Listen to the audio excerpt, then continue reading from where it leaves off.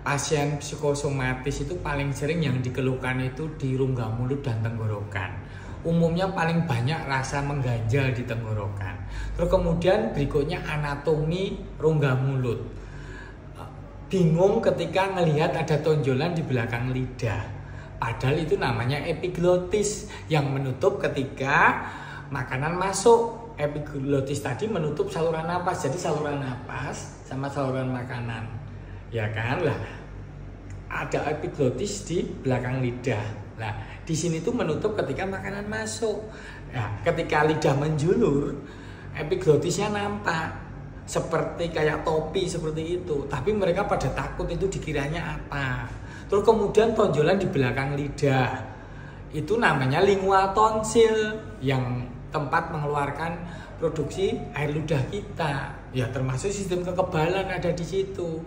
Bentuknya meruntul-meruntul di belakang lidah. Jadi misalnya lidah itu seperti ini ya, misalnya lidah seperti ini, dan di belakangnya itu ada meruntul-meruntulnya. Ya, terus kemudian di depannya ada semacam garis kalau lidah melet gini ya. Nah, di sini tuh berbentuk seperti atap rumah, itu segaris.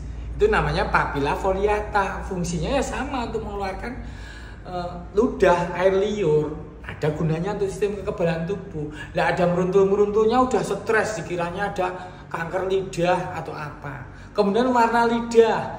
Warna lidah itu kalau agak berbeda saja, pada itu juga tergantung makanan, zat warna makanan.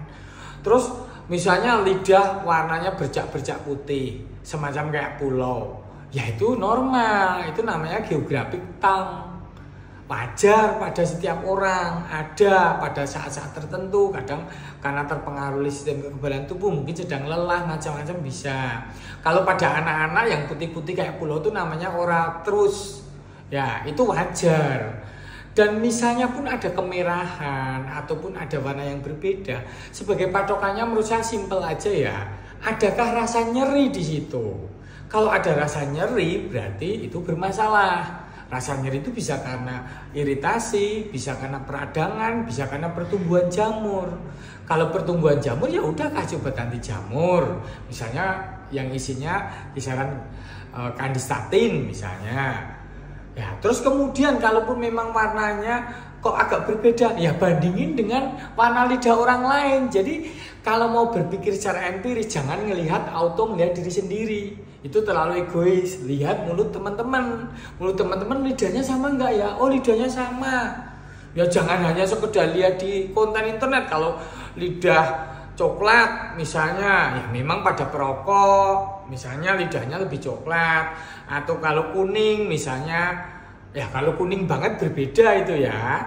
Mungkin perlu ada indikasi kalau ada keluhan yang lain. Atau kalau lidahnya misalnya lebih agak cenderung biru atau keunguan, mungkin bisa jadi itu ada anemia atau ada gangguan aliran darah.